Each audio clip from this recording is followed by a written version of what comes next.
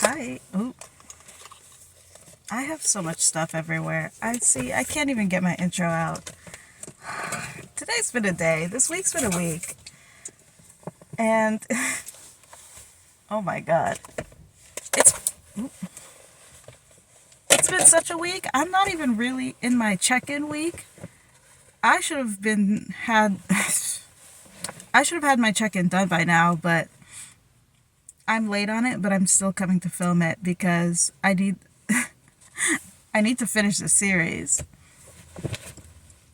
This is a part of the commitment. So, hi, welcome back to my channel. Thank you for clicking on my video. This is going to be my week 8 check-in for The Artist's Way by Julia Cameron. I have my book here with me. I have my journal here with me. And I freaking finished my journal, so I have my new journal here with me. So this is, it's kind of a lot. And I'm in like a weird place. Don't worry about it. I just was like, I can park here? Cool, I'm filming. Oh. But yeah, I've had a little bit of a rough couple of weeks. Last week especially, I was like, I'm gonna be productive. And I really maxed out on the productivity. And where that got me was exhausted. So, ongoing challenge I'm dealing with. But Loki should make a diary video. But that's not what I'm here for. I need to do this check-in. So honestly, I'm really refreshing my mind on what week 8 was about because I'm getting to the end of week 9 right now. It is Thursday. I really should have done this check-in last Saturday. That's usually what I try to do. But last Saturday, I took that time. I think it was last Saturday. I took that time and I used it for an artist date. So I'm really having to like remember what I've been doing. But the one thing I do remember, and I wrote it at the top of my page in my journal because I wanted to remember, is that chapter 8 is the chapter where Julia Cameron really got my ass. Like, chapter 8 is for me. Oh, painfully relatable. Let's get a little bit into some of these lessons. So the first couple of things Julia talks about in this chapter is creative losses. Like when you submit a piece to a competition or an editor or for inclusion in an anthology or something like that and get a rejection, or you go to someone who you really admire for feedback. And there's a whole section on how sometimes people who you see as authorities and who you admire creatively can be the people who injure you the most creatively with bad faith or unconstructive feedback, and then you see this person or this institution as being like the authority on art, and if they say you're bad, that means you're bad. But that's just like, they're just like dream killing. That part was not as big of a deal to me. I definitely had an art teacher who did not like me, and Loki did not believe in me. Here's the thing though, I grappled with that a long time ago because I went to art school. And this didn't really need to be an art school experience, but when I was in high school doing like art as an elective, I was like, yeah, period. Of course I'm going to do that. That teacher, one of her critiques of me And especially when I got to the AP level in art class, was that I did too much research and put too much like symbolism or like references in my work that other people couldn't get just by looking at it, according to her. And my, what do they call it in AP art? I'm just going to call it my thesis.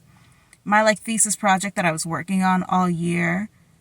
It was kind of like she let me do it, but she didn't really see it for me the way like that teacher also definitely chose favorites and did not hide it. And I was not one of them, but I didn't care because I was just like I like this thing that I'm doing. I'm energized about this topic, and I just love what I'm doing. So I was cool. But of course, when, especially as a teenager, you're getting this critique that, like, you're too much of this and too much of that, like, it, I don't want to say it wounded me because honestly, of all these activities in this book that are like identify the people who have hurt you, that teacher has never come up. But at the time, when I was in high school, I did definitely feel insecure. But I think the reason why that is not something that stays in my memory as something that prevented me from continuing in doing art or hurt me and hurt my like inner artist child is because when I was in college pursuing fashion, I had this, I stayed me. I had this teacher who loved my projects. And when I would present something for critique and talk about these random topics that I went deep into researching and the why I chose this color and this shape, etc., etc. And by that point, I had also, I think I was a sophomore, so I had developed a stronger sense of how to articulate those things visually in my work. That teacher told me the exact inverse of what my high school art teacher had told me, which was that my passion for like going deep into these sort of random topics and learning these things and articulating them visually is what she saw as the reason I was successful. And of course, that was very touching to me, and it brought to mind that other person who brought it up to me as a negative. So all that is to say, if I hadn't had that inverse experience, even though she didn't stop me, if I never had that inverse experience and I just repeatedly had people telling me to like dim my light, then I totally see how this idea of like art institutions and like the ivory tower would have been super discouraging. But I was stubborn, so I'm fine. And I made it to a place where people could recognize that the skills that I had were suited for what I wanted to do. Not to gas myself up, but yeah, let me gas myself. Actually, yes, let me gas myself up because, a lot of this book and this program is about recognizing that you are talented. And I need to remind myself sometimes I'm talented. I can do these things, and I don't need to like discourage myself from making work because it's in me. I have it. And then there's a section it's not totally about, but it's sort of about pivoting. Julia discusses taking your losses as gains. Like, if you can't move forward in the way you want in one creative medium, maybe there's something else that's calling out to you that could actually push you further, that would be surprising. Okay, so here is where it really got more like personal to me. This section, age and time, opens with question. Do you know how old I'll be by the time I learn to play the piano? Answer. The same age you'll be if you don't. So a lot of people find this sentiment that like time will pass anyway, so why not do it? Because you're going to age anyway, and you might as well age doing the things that you wanted to do or chasing your passion and pursuing your dreams. I can understand why people find that motivational and inspirational. And I do not quite understand why, to me, when I hear that, it makes me feel hopeless. And I even tried to like sit down and make a video about that because it kept like people kept bringing that to me to try to be like rah motivation, and I was like, no, it's not. I don't know. It's the other thing. The other thing in the same vein is when people say, like, if an idea is meant to be in the world, it comes out. And that's why if you, like, hem and haw and, like, don't really pursue this, like, dream that or idea that you have and put it out in the world, someone else is going to do it before you. That, again, that competition doesn't motivate me. So hearing that, I was like, oh, then I'm useless. I don't need to be here. So this type of like motivation, it doesn't work for me. And do I know why? No. I don't even know where to begin in interrogating that and trying to get to the bottom of that. I just know like something about it makes me first, that just makes me feel more anxious. And the idea of, well, someone else might do it before you, then I'm just like, all right, then it'll be in the world. I don't need to be the one who brings it out. Like, in that case, my voice isn't needed. And that's the opposite of what I need to be telling myself. What I need to hear is the world, the culture absolutely needs your voice specifically. Then I'm like, okay, all right, I must force myself to create art for the generations to come. But one thing she definitely nailed me on is this idea or this feeling of wishing you had done more when you were younger. I definitely feel that. One instance actually where I feel it the most is with like how I dress, because now that I'm in the world working full time, I think back to like when I was in college and I'm like, I wish I really like dressed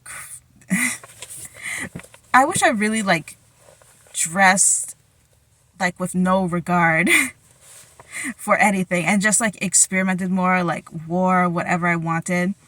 And it's not even like I didn't. I was definitely happy with how I was dressing when I was in college.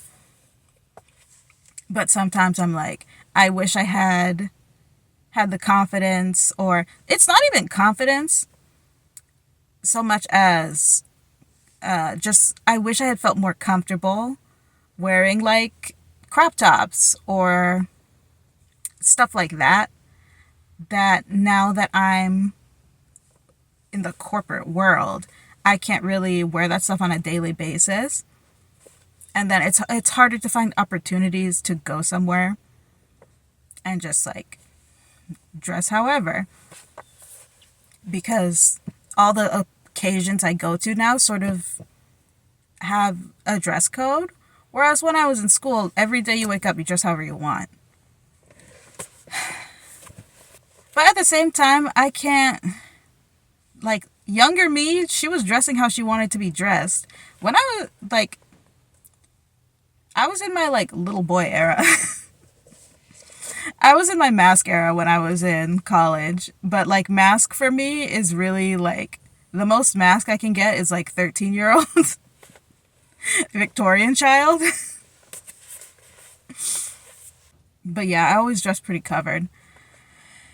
And I still do, but I'm like, dang, I should have been wearing mini skirts. But just because, like, I had the freedom, you know? But but the point is that, like, that time is gone already. You can't do anything with that time. And also the idea of people saying, oh, like, well, I'm working now, but when I retire and I have all this time, I can do this, that, and the other thing. How Julia puts it is saying you can only do art when you are either young or old is like saying you can only be creative if you are foolish and audacious or senile. She returns to this theme or this idea of artists being stereotyped as impractical or lacking some sanity. And she brings that back in here. And not exactly the last thing in the chapter, but basically the last thing in the chapter that Julia talked about is the way people discourage themselves. And she definitely got me on this one by putting the cart before the horse when it comes to pursuing things creatively. Where at first these things seemed like wild and outlandish, but she is talking about how people can have the tendency to avoid taking baby steps because all they can see is a giant leap or something that will change their life, like, monumentally forever if they do this thing. Like, I'm trying to think of an example, but honestly, let me tell you from my real life. So, I recently have been trying to look at residencies, and where my mind keeps going to is I'm going to have to quit my job to pursue an artist opportunity. So really what I should be thinking and doing is, okay, I have to set some time aside to research some opportunities. I have to pick a few to go really in depth on, shortlist them in my brain, read about the requirements, fill out some applications and send them, and then go from there. But where I go in my mind is, well, I start researching, and then I'm thinking, will I be able to get time off from my job to do this? If I get accepted to do this thing, and it's like 3 weeks or a month, will I be able to go to my job and say, like, hey, I got this opportunity, I want to pursue it, will I have a job when I come back? And in my mind, they're going to say no. And then will I just have to quit my job if I want to do any kind of creative opportunity? And then my mind is like, all right, so then I'll be unemployed, or I will have to be only pursuing artist opportunities to make a living, which sounds really hard and would involve being a business owner, and I don't really want to own a business, or at least I don't think that's what I want. I don't know what I want to do or what I would be.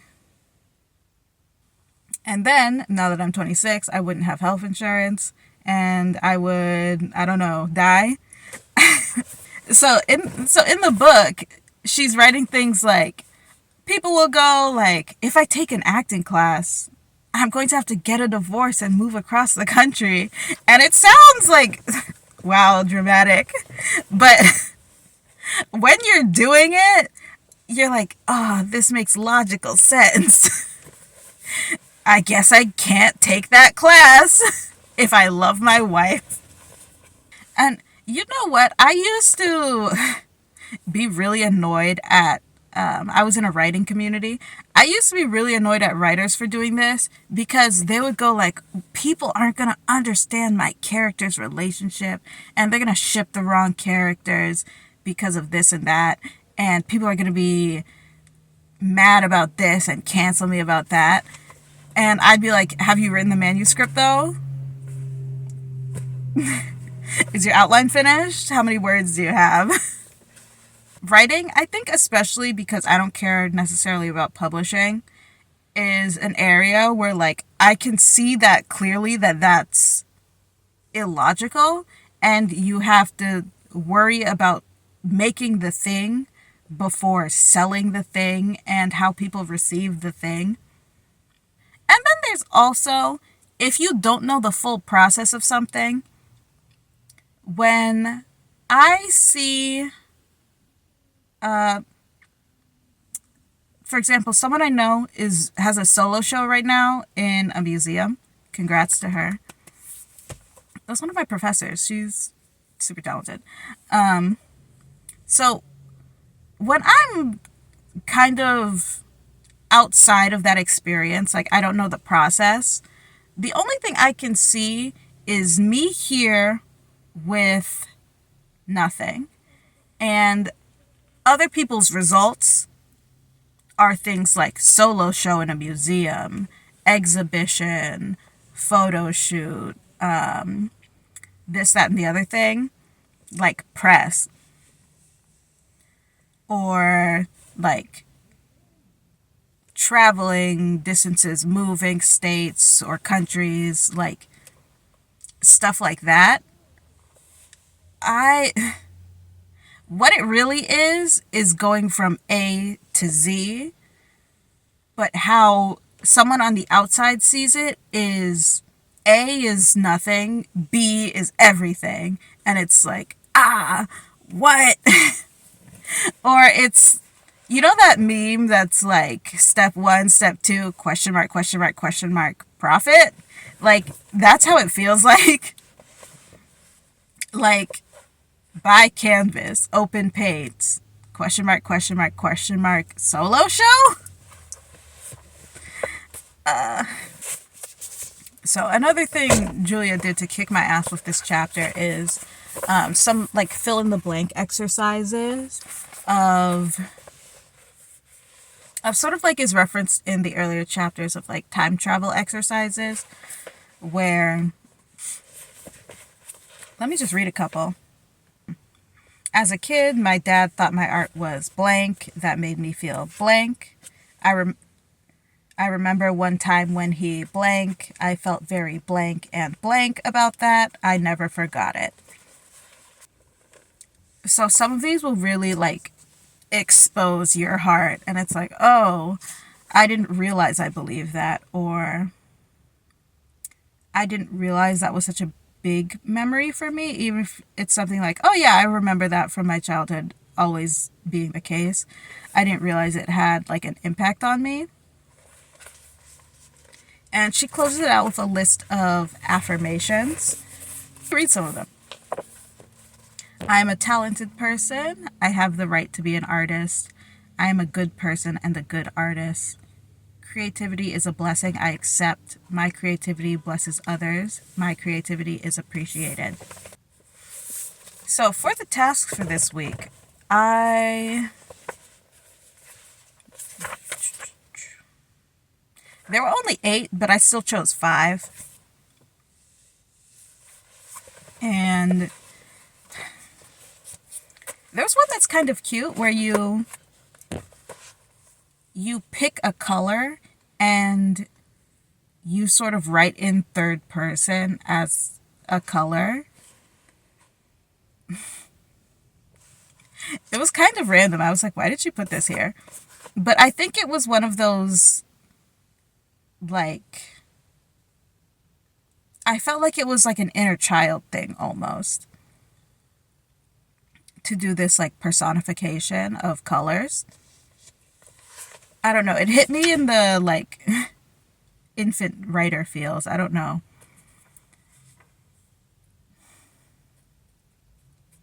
There was one that was like describing a day in your dream life. I did that. And then another one was sort of picking something out of that dream life to enhance your like current real life. And for that, I decided that this week I was going to buy myself a set of pajamas because, like sleep clothes to me, I'm like, it's kind of like, how some people hate buying a wallet because you have to spend money on something to put your money in. To me, buying clothes intentionally to sleep in is like, I think it comes from the mindset of where I'm like, no, my sleep clothes are my clothes that used to be good clothes that became bad clothes. The clothes that went from outside clothes to inside clothes to sleep clothes. So, but in my mind, I guess I romanticize pajamas, and it was something that I did not allow myself to have, to go back to last week's idea of luxuries. So I was like, okay, I'll get myself some pajamas. And then I was not super excited about this one, but there was one task that was, oh, I didn't fully do this task, I just realized.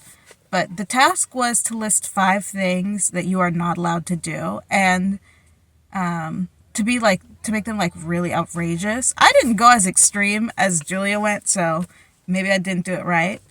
But then to complete the task, you were supposed to... That was weird. Anyway, like I was saying. So the sort of things Julia lists are kill your boss, scream in church, go outside naked. Mine were not that extreme. I was like, I don't know. Quit my job.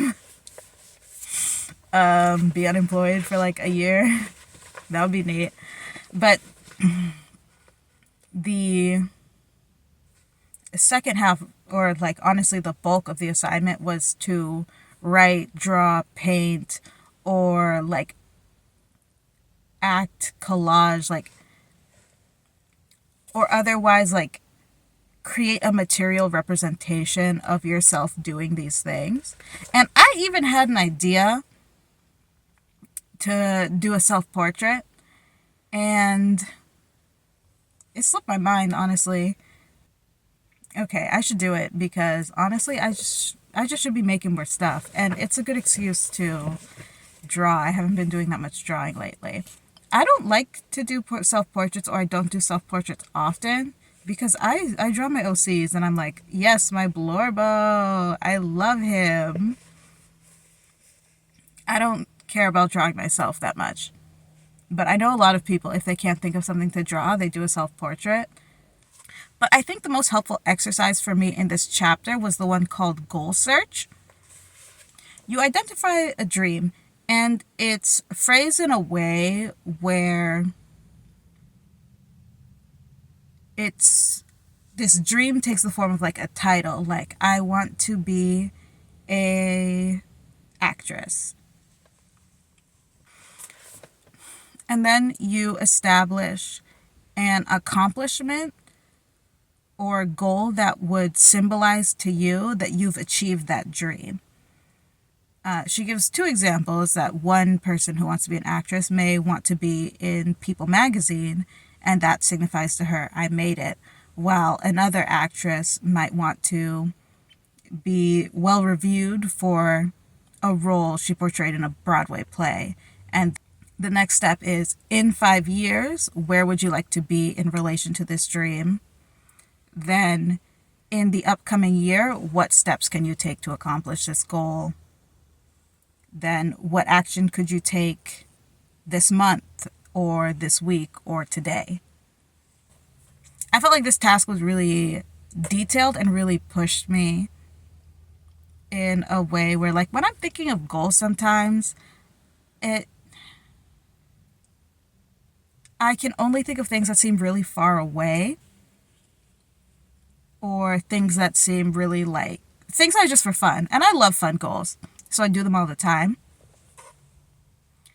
But it's hard to think of like a plan, like a 5-year plan, or even like a 1-year plan, and execute on that, because I don't know, I get so like brain muddled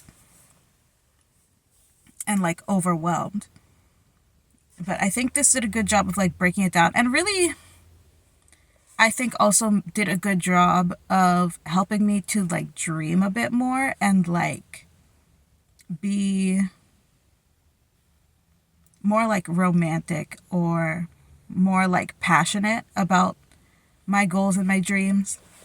And this is something you can do like over and over again with like different stuff. I did 2 separate ones, and after doing them I was like, okay, be time to like be productive, time to like actually do these things. Actually, for one of them, I decided, well, what I can do this year is I can write every day, and I established like an hour of writing time for myself every day, and that has worked remarkably well. Which it's so simple, and I don't know, most people probably do it. And honestly, it's something people have told me to do in the past. And even right before I started with this book, I was talking with people about how I was so frustrated that when you talk about losing inspiration or motivation or passion for writing, the only advice people give you is to be like, you just need to be disciplined, and you go and sit at your desk for a set amount of time at the same time every day, and you sit there and you write, and it doesn't matter how inspired you are, you just do it. And I was saying, like, I can easily open my computer and sit down in front of it for an hour in front of a Word document. If I don't have anything to say, nothing's going to get written, no matter what. But shocker, when I put it in my calendar and I was like, okay, this is my writing time, I actually feel like I've done more writing. I, however, will not be giving the credit to those people who told me to just be disciplined, because I seriously think the dream part of it is what was missing, and what is always missing for people. When you say you don't need inspiration to create, that sounds so soulless. And that association is not something I ever wanted to have with anything I wanted to do creatively.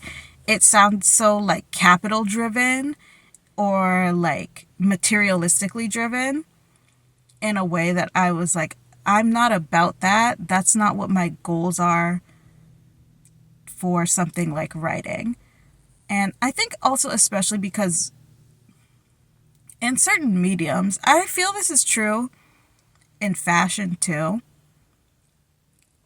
because people see it all the time as a consumable. Like, when you think of what an author is, you think of like books for sale in a bookstore. When you think of a fashion designer or apparel designer, you think of clothes that you buy at the store.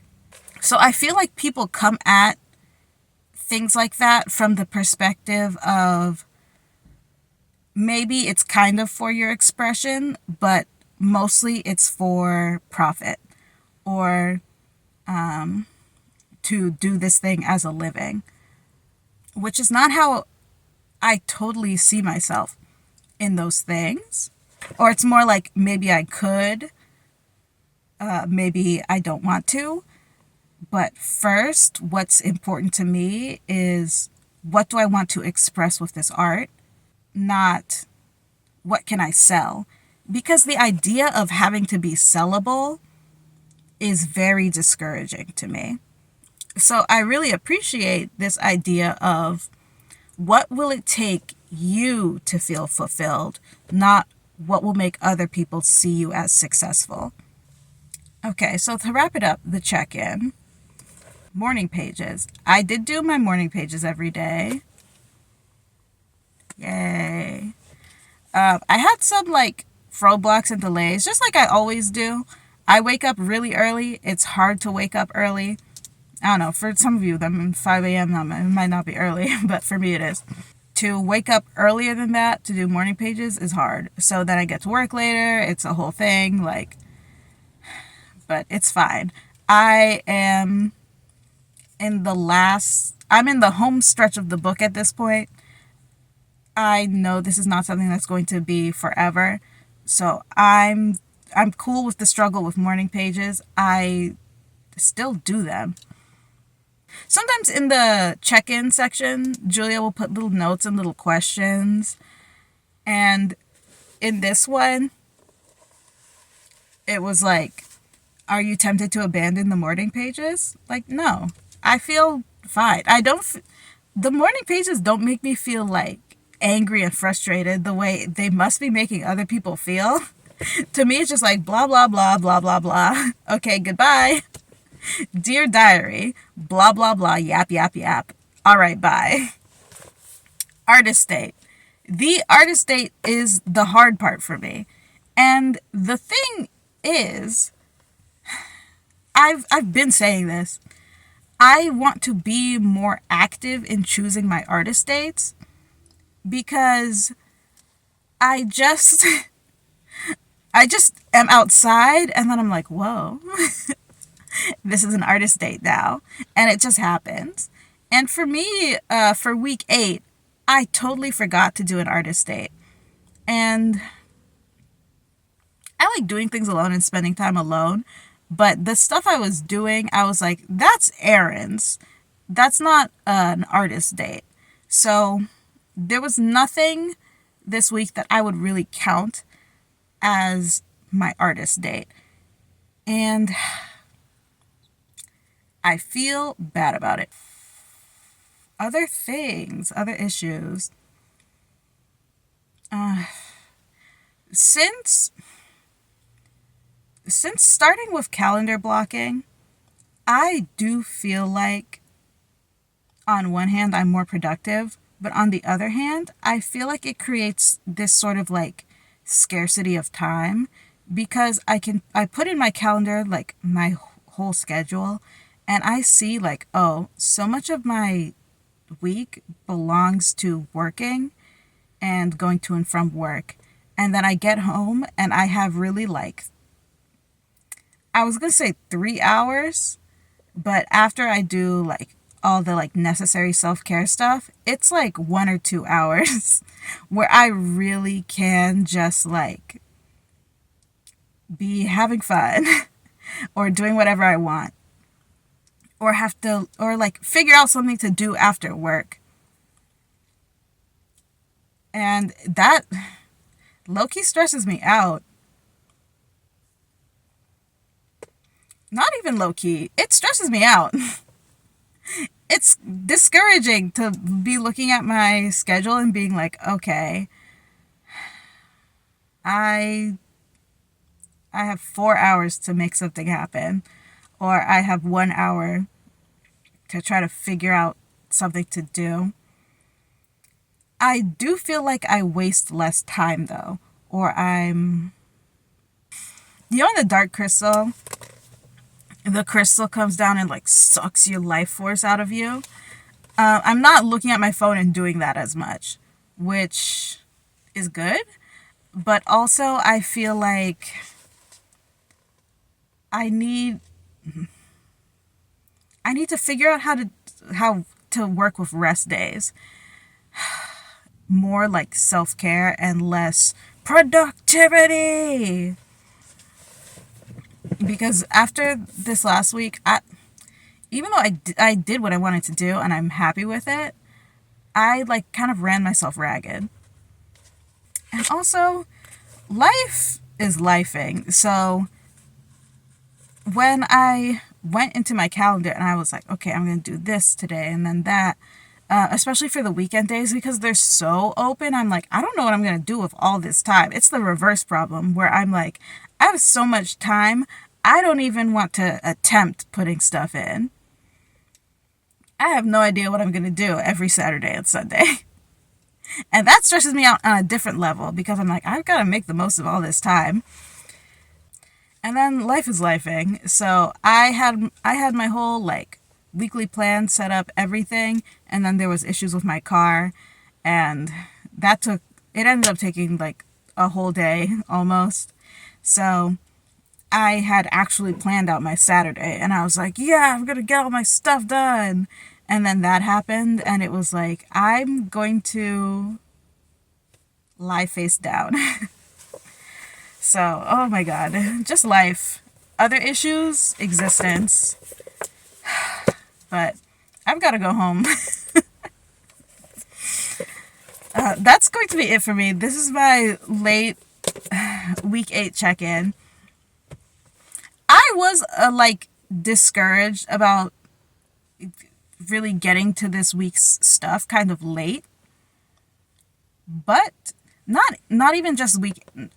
The check-in was on my mind, and then also for week 9, doing some of the tasks and stuff, it took me longer, and I was like kind of like discouraged about that, but just trying to like catch up. But earlier this week, I edited an earlier check-in. I think it's week 4 was after I came back from my vacation. And I was in that video going ham. Like, I trust myself that even if I'm late on these things, I will get them done. And I was like, dang, girl. All right. I trust myself that I will get these things done. So I've got it done. High five, past self. So that's my week 8 check-in. Thank you for clicking this video, and if you're seeing this part, thanks for sticking around till the end. Comment in the comments if you have something to say. Like the video if you like the video. Okay, bye!